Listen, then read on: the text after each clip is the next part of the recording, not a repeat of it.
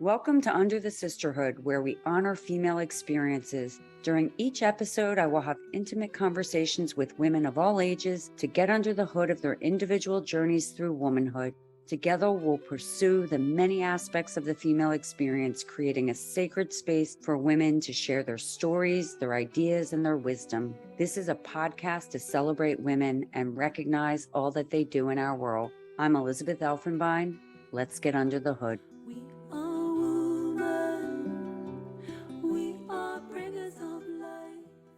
I'd like to welcome and honor Riya Shah. Riya is a daughter, sister, friend, community leader, advocate for women, engineering student, entrepreneur, and founder of Fetal Life, which she founded at 15. She is currently a third-year engineering student at Georgia Tech. I am so honored to have you join me today. Welcome, Riya. Thank you so much for having me, Elizabeth. It means so much to me to be part of Under the Sisterhood. Well, I'm thrilled. I'm just thrilled that you're here, and it's wonderful to get so many different perspectives from women. And while the questions are very universal questions, it's really how you answer them and how we explore those answers that's going to be really incredibly unique to you. So why don't we get going and start with the first question? What does being a woman mean to you? So, being a woman means being someone who's resilient. Women go through so many challenging experiences in life, and oftentimes these experiences happen all at once, whether it's combating gender roles or going through childbirth, chasing after her dreams, or even raising a family. It takes resilience and strength to tackle so many different parts of life all at once. And I've seen so many amazing women in my life who are able to do this. Women are so much more than just being women. They're daughters, they're mothers, they're dreamers, inventors, artists. They're whatever they want to be. In my experience, I'm a woman who has been a daughter, a sibling, a student, and an entrepreneur all at once. And sometimes it is challenging to balance being a student and an entrepreneur at once, and even being a family member with having these ambitions. And the thing is, they're all very special parts of my identity, and they're all very meaningful to me in their own ways. So, through my experiences, I have developed resilience and strength growing up, and I'm very thankful to be the woman that I am today. I love that. That's a wonderful definition, resilience, and that women are so many different things. And I think that's even why I structured the introductions that way, is to really honor all of the different roles we play. And so I think you hit on it beautifully. And I think resilience is amazing. So let's talk about resilience a little, and let's talk about strength. So let's pull that apart. So what is it? So do you have to have strength to be resilient? Are you resilient to have strength? Like, how do you see that? Because women are so strong and so powerful and they're resilient. Tell me about, like, as you think about it, how you see that.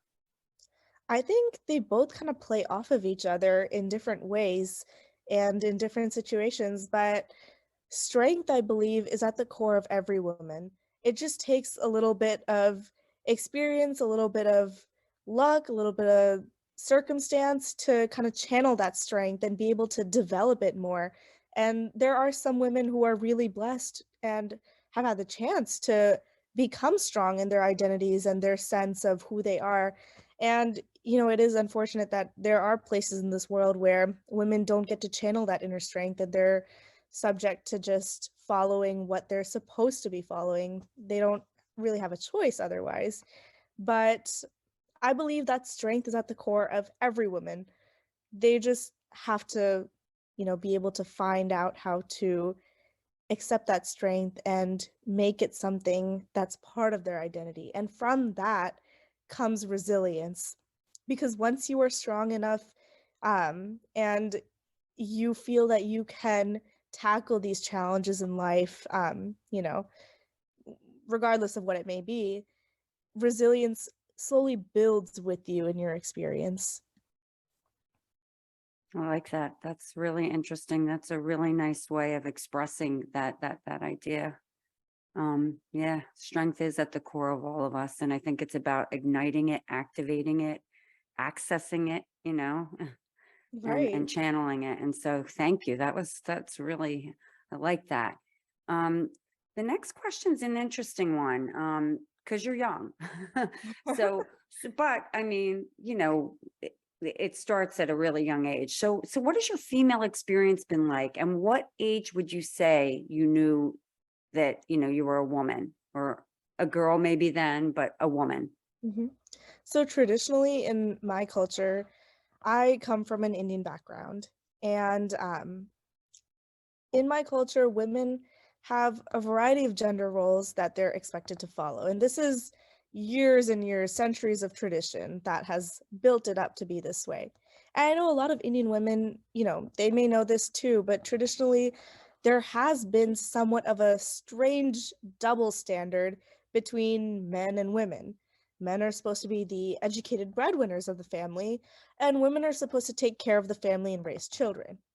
But now it's 2022, and now these gender roles have been established so long ago are slowly erasing.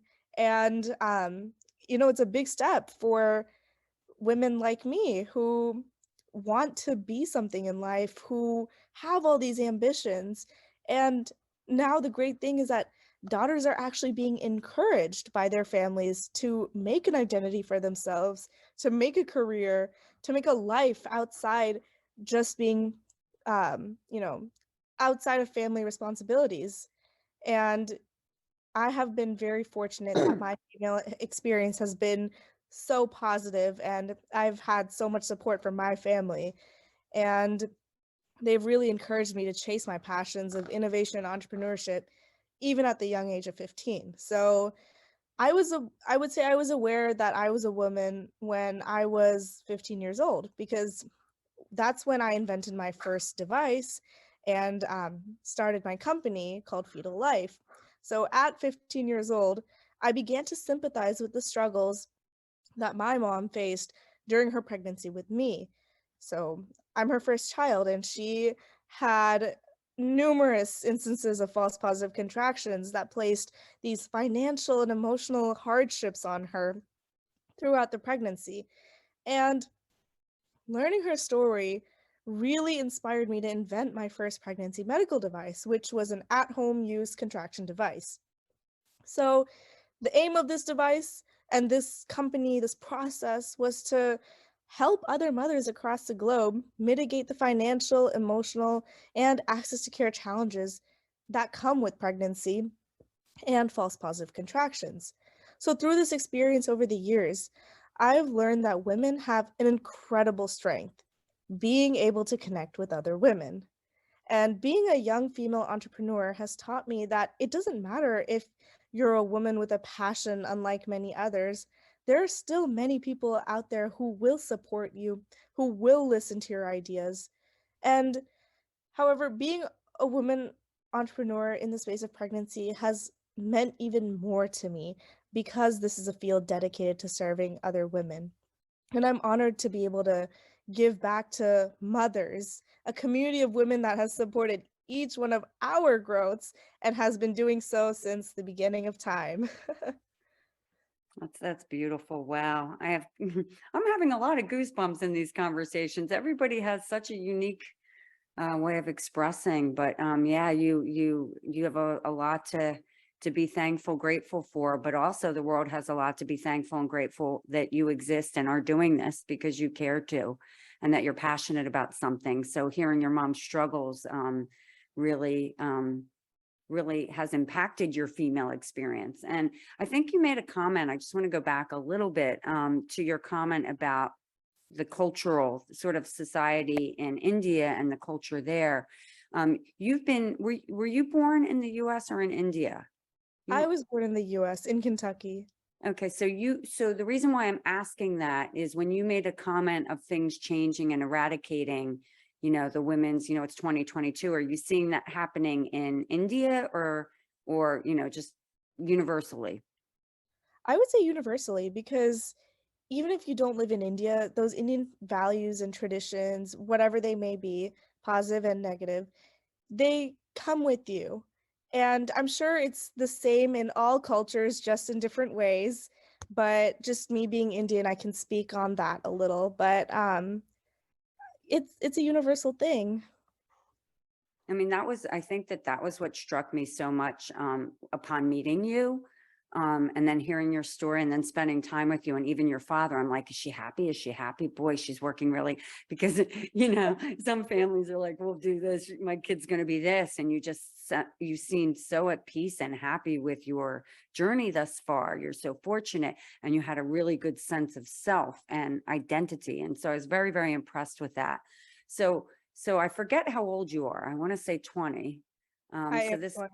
okay. So this question is going to be, I mean, you're not going back too far, but I still think it's important to do because if you were to go back and say, talk to Ria at 18 with what you know today, and a lot has changed in the past 6 months or 2 years, like what would you tell Ria? What would you say to your 18-year-old self? Well, so my 18-year-old self was only a couple of years ago. But as an 18-year-old, I was leaving home for the first time to attend college in a state 6 hours away during a pandemic. And it felt like it was all coming together all at once. I'd never left home before. I was worried that I'd be homesick. I didn't know what Atlanta, where I was moving to, would have in store for me. Everyone was scared of the pandemic in some way or the other. And the uncertainties were just nerve-wracking. But I would tell myself to embrace the unexpected, not fear it, because life is full of calculated risks and unexpected events, which keep the journey of life a little bit adventurous. So, especially as an entrepreneur, you are taking a calculated risk when you start up a business. And especially if you pursue it as a career pathway like I am. So anything can happen in the future. Your business could be very, very successful, or, it could fail. You just don't know. But embracing this unexpected challenge of starting a business and taking a leap of faith too has allowed me to grow Fetal Life, my company, to new heights and put tireless efforts into helping pregnant women. And I have gained so much experience and so many different things through this whole process that I can't even tell you how grateful I am for. So I would tell 18-year-old me that, you know, one, it's okay to be a little nervous with the unexpected, but you shouldn't fear it. You should accept it and embrace it. And then I would also tell 18-year-old me that it's totally okay to have different interests from other people. And some people may understand what you're doing, some people won't. Some people may really support you, and some people will tell you a list of reasons why you'll be unsuccessful. But it's important to find the right people in your life and surround yourself with those who create that positive environment for you and who genuinely want to see you grow. And you know, this is something that just doesn't apply to women, but, everyone. So it's about finding the right people for you and who genuinely want to see you be happy and grow in life. And that could be through family, friends, or even a sisterhood, or all of these. That's wonderful. Really, that's great. That's great. And to think it's only a few years back. So, I mean, you've had a very interesting 2 years. Fascinating. So that's a great answer. How do you feel about being a woman in today's world? So a lot's going on. Right. A lot is going on. And you're not just a woman, you're a female entrepreneur who has a female business technology for women. So how do you feel about being a woman in today's world? And I want you to really your answers have been amazingly thoughtful and interesting, actually. So it's really helping me get to know you even more. So I know this past week some political events took place that, took away some fundamental rights for women, which to me was incredibly shocking and just plain unfortunate to hear, And although it's heartbreaking news, aside from this event, I do believe that society is slowly progressing towards accepting and encouraging the interests and ideas of women.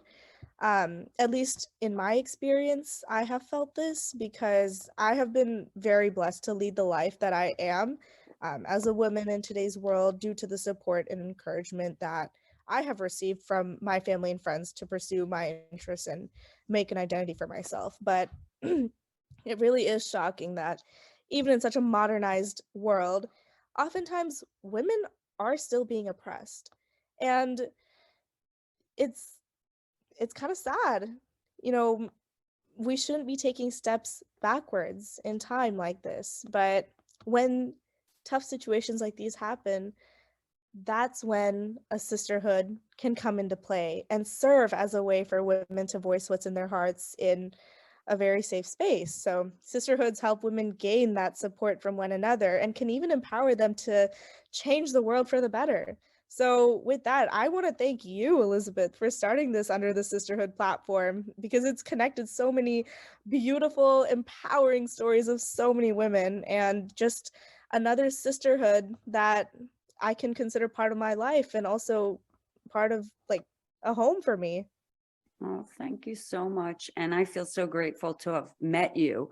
But that connection, it just happened. It didn't matter that there were, I won't say how many decades between us, but that just instant connection. Like I just wanted to hear your story. I wanted to, well, holy cow. And you wanted to hear mine, which is shocking at your age. So, I mean, it was really beautiful. So I felt very connected from the very beginning. But thank you for acknowledging that. I think under the sisterhood has a huge role to play moving forward, and it's going to be doing a lot of things. And I believe in the saying, "Build it, and they will come." I have a lot of ideas. We will be launching, in August, so it's really exciting, and that will be under wraps for right now. But why don't we move on? Because this question sort of builds on it.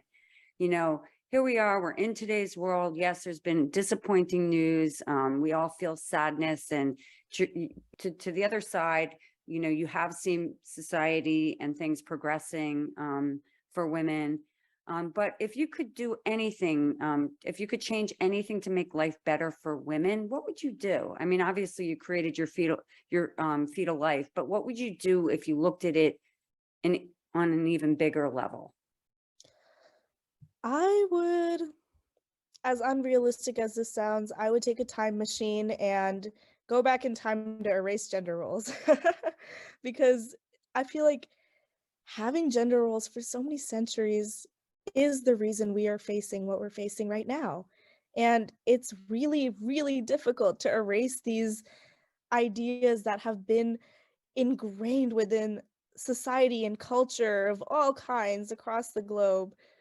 And, as much as we want it to just go away in like the blink of an eye, reality is that it's going to take some time and it's going to take a lot of, women being empowered to stand up for themselves and, you know, keep doing so and keep having that strength within them to, help create these changes for other women out there too. So if I really could change something for women, I would want to erase this concept of gender roles because that shouldn't be a thing. Everyone should be able to pursue what they want to pursue. I mean, you only live once, so you might as well make it count. And um, you know, hopefully one day society really can get to that point where gender roles don't even matter. And everyone, women, men, everyone gets a chance to live the way that they want. But that is a very far out there idea and not something immediate, but something that I have been working on for the past 5 years, is helping maternal and infant health, and that is something I'm passionate about. And for me, that is a way that I can give back to this community of women and help in my own way of making life better for women. And through my devices and my company, I want to be able to serve the community of pregnant women, especially those who are high risk or face access to care issues or simply just have emotional and financial burdens to cope with. I want my company to be able to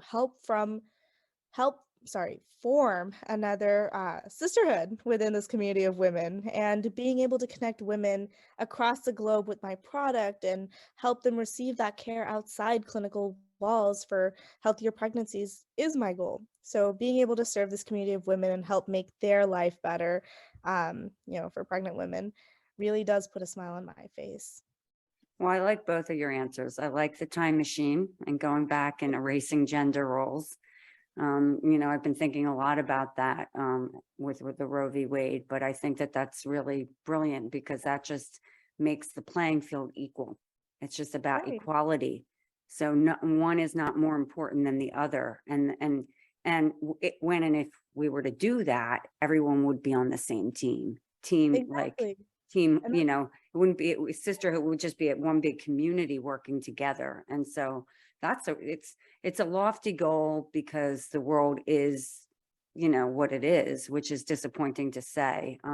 Your second answer of creating a business that supports, pregnant women and life and all of that is just a beautiful thing because that's something you're literally doing to impact and make life better. So you're actually affecting and being the change you want to see in this world through your devices. And then there's the other side of it, which I don't know if I would call it, is it a moral thing? Like, what would you call it, erasing gender roles? I mean, is it values? Is it morality? Is it, you I know, don't know, it's a very abstract concept, but I would say it's just somewhat necessary. That's all I can really I, say for it. I love it. I think that answer was brilliant, but I love in particular the time machine part, taking us back. So Hey, if we go back, then we can erase all of these issues that we're facing now, you know? yeah, that's the unfortunate thing is that we can't go back. And unfortunately, a lot of people, doesn't matter male or female, tend to live in the backwards instead of living in the forward. So it's like, how do you think about what's next versus what's in the present and what's next about versus in the past, which is back to your comment about ingrained habits and stuff and ingrained cultures and behaviors that have existed for thousands and thousands of years, not just culturally, just behaviorally. So that's a really hard thing to sort of break. You've been talking a lot about sisterhood. Do you feel part of a sisterhood? Yes, I do. I've got a lovely mother who is just as much of a mother as she is a friend to me. And I've got amazing supporters and incredible friends in my life too, such as you, Elizabeth. And I've gained a sisterhood through my many different interests and experiences throughout my life so far, whether that be in school, in college, or even within the entrepreneurship community. So I myself don't have any sisters by blood, but all of the women that are in my life are just so precious to me that they feel like the sisters that I've never had. Mm, that's so beautiful. And yeah, I mean, I love the fact that you look at it that way, you see it, you feel it. I think your generation's very fortunate. I mean, because I know that my daughters, I mean, they're older than you, 28 and 29, but my 28-year-old is very into the sisterhood, like her experiences with her friends growing up, her friends from high school, her friends from college, her friends from, different jobs, her friends from, going the spiritual route. Like she has collected this sisterhood that is just so magnificent. So it's just wonderful to see. And hopefully, I think what's interesting about under the sisterhood is that what I'm hoping to do is like take age off the table and connect people with interests and, bring sisters together regardless of age, regardless of background, and culture. Because I think that the more we do that, the better the world will be. So, I have a last question. And as we finish our conversation, here you have a platform, Rhea. You talked a lot about Fetal Life, but I want you to talk now a little bit, not that you can continue to talk about your business. I'm fine with that. But I really like you to know from your heart, if you were to give a message and think about women of all ages, not just, younger sisters, middle-aged sisters, older sisters, really old sisters, as in our sisterhood, but think of Mhm. women around the world and you had a message. I mean, because you're a very powerful woman. You're a 20-year-old entrepreneur, founder and president of or CEO of your company. You're doing amazing things. You're an engineering student. What's it, biomedical? Like, what is your platform? What do you say to women? I would say that just being someone who started her career when she was young or at 15 years old, I would say to all women that age really doesn't matter. You could be really young or really old or somewhere in between. And if you have an interest that you like, please do not be afraid to pursue it. Ambition does not see age, and dreams don't see age. And it's also important to know that people will tell you why you can't. Uh, They'll find 1,000 reasons, and you have to believe in yourself. You have to find the right people who will support you, whether that be from your family, your friends, or in whatever way that you want to make change. And that's what's going to ignite that spark. Um, so that's the advice that I would give to other women out there, simply derived from my own experiences. And yeah, I would say, like, going back to my point earlier in the very beginning of this podcast, women have a really important strength that they're able to connect with other women. Age, race, regardless of how different you are from another woman, you will likely be able to connect with them because women are a team regardless of where they're from. And that's a very special thing about women in society today. And I would say that um, use that to create the sisterhood that you want and have that safe space for anything that you need, because I'm pretty sure that other women would love to help you out too. So that's what I would say. Thank you. That's just a wonderful answer. And yeah, we all have to pursue our dreams and know that we can do the things that we want to do regardless of age. And, just to build on that, I mean, I think that being fearless, I mean, everyone fails at things regardless, but it's okay. Fail, move on, get up, do it again, do something different. And if I've learned anything, I'm in my 50s. If I've learned anything, that the process of doing, the journey of doing and creating is the most rewarding of all. Creating this, having this podcast, having this safe platform for women to honor, to see them and to hear them is the thrill. It's the thrill of doing it and bringing us all together. So, and then things happen, and some things do very well in a limited way. Other things blow up and take on a life of their own. But I think Mhm. you're right. Surround yourself with people who will support it, build your team. And hopefully it can be a team of sisters. Of course, there will always be brothers in there too, but hopefully it can be more sisters than brothers. And yeah, this has been just a wonderful conversation. Riya, I am just so touched by your answers and by your sharing your female experience. I mean, you're an extraordinary young woman.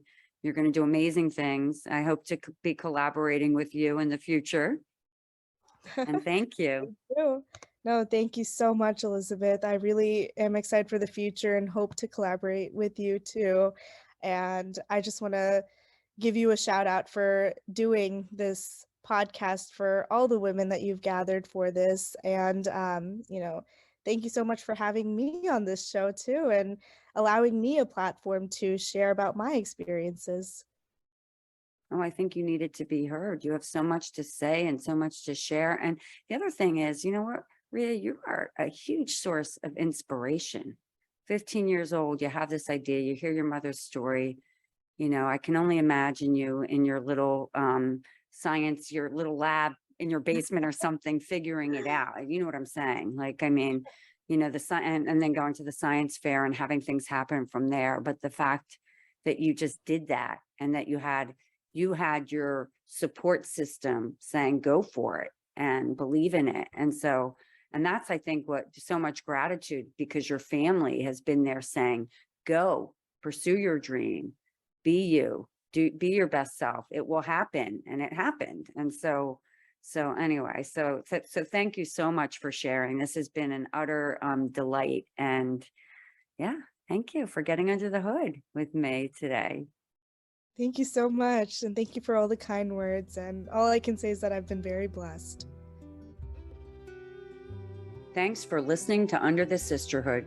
We hope you will join us next episode to honor amazing women from around the world. This podcast is created and hosted by Under the Sisterhood, LLC, and Elizabeth Elfenbein, produced by Elizabeth Elfenbein and Zach Slapp, and edited by Zach Slapp. The music is by Ayla Schaefer. Her song, Rose.